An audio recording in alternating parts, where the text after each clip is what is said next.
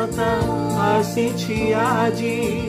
ଶୁଣ ଭାଇ ଏ ଭଉଣୀ, ନିରାଶାରେ ଅଛ କି ଆଜି? ତେବେ ଶୁଣ ଏ ଭାଇ, ଶୁଭ ବାରତା ଆସିଛି ଆଜି। ସରଗର ଏ ବାରତା, ପ୍ରେମର ବାରତା, ସତ୍ୟମୁଖୀର ବାରତା, ପରିତ୍ରାଣର କଥା।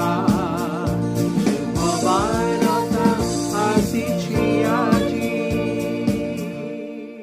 প্রিয় শ্রোতা বন্ধু, প্রভু শ্রীখ্রিস্টଙ୍କ ସର୍ବୋନ୍ନତ ନାମରେ ଆପଣଙ୍କୁ ଶୁଭେଚ୍ଛା। ପବିତ୍ର ବାଇବେଲର ମାଥି ଲିଖିତ ସୁସମାଚାର 5 ଅଧ୍ୟାୟର 48 ପଦରେ ଆମେ ଏହିପରି ପାଠ କରୁ, ଅତଏବ ତୁମମାନଙ୍କ ସ୍ୱର୍ଗସ୍ଥ ପିତା ଯେପରି ସିଦ୍ଧ, ତୁମେମାନେ ମଧ୍ୟ ସେହିପରି ସିଦ୍ଧ ହୁଅ।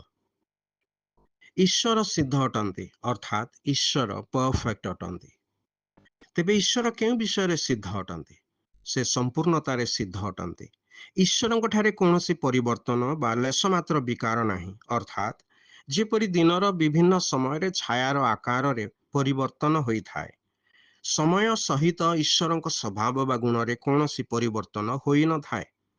ଈଶ୍ୱର ନ୍ୟାୟବାନ, ତେଣୁ ପାପୀ ମନୁଷ୍ୟ ନିମନ୍ତେ ସେ ଯେଉଁ ଦଣ୍ଡ ନିରୂପଣ କରିଛନ୍ତି ତାହା ନର୍କ ଅଟେ। ଈଶ୍ୱର ମଧ୍ୟ ପ୍ରେମମୟ, ତେଣୁ ପାପୀ ମନୁଷ୍ୟକୁ ପରିତ୍ରାଣ କରିବା ନିମନ୍ତେ, ନର୍କରୁ ତାହାକୁ ରକ୍ଷା କରିବା ନିମନ୍ତେ ସେ ଆପଣା ଅଦ୍ୱିତୀୟ ପୁତ୍ର ପ୍ରଭୁ ଶ୍ରୀଖ୍ରୀଷ୍ଟଙ୍କୁ ଏହି ଜଗତକୁ ପ୍ରେରଣ କଲେ, ଯେପରି ସମସ୍ତ ମାନବ ଜାତି ନିମନ୍ତେ ସେ ଦଣ୍ଡ ଭୋଗି କ୍ରୁଶରେ ମୃତ୍ୟୁବରଣ କରିବେ। ତେଣୁ ଯେ କେହି ପ୍ରଭୁ ଶ୍ରୀଖ୍ରୀଷ୍ଟଙ୍କ ଠାରେ ବିଶ୍ୱାସ କରେ ସେ ପରିତ୍ରାଣ ପ୍ରାପ୍ତ ହୁଏ ତଥା ନିଜର ପାପ କ୍ଷମା ପ୍ରାପ୍ତ ହୁଏ। ଈଶ୍ୱର ନ୍ୟାୟବାନ ହୋଇଥିବାରୁ ପ୍ରଭୁ ଶ୍ରୀଖ୍ରୀଷ୍ଟଙ୍କ ଠାରେ ବିଶ୍ୱାସକାରୀକୁ ସେ କ୍ଷମା ଦିଅନ୍ତି, କାରଣ ପ୍ରଭୁ ଯୀଶୁ ତାହା ନିମନ୍ତେ ଦଣ୍ଡ ଭୋଗ କରି ସାରିଛନ୍ତି।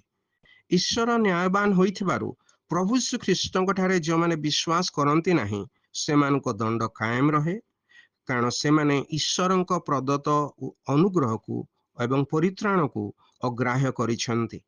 ଈଶ୍ୱର ପ୍ରେମମୟ ହୋଇଥିବାରୁ ଆଜି ମଧ୍ୟ ଆପଣଙ୍କ ନିମନ୍ତେ ପରିତ୍ରାଣର ଦ୍ୱାର ଉନ୍ମୁକ୍ତ ରହିଅଛି। ଈଶ୍ୱରଙ୍କ ନ୍ୟାୟ ତଥା ପ୍ରେମର କୌଣସି ପରିବର୍ତ୍ତନ ନାହିଁ, କାହିଁକି? କାରଣ ସେ ସିଦ୍ଧ ଅଟନ୍ତି, ପରଫେକ୍ଟ ଅଟନ୍ତି।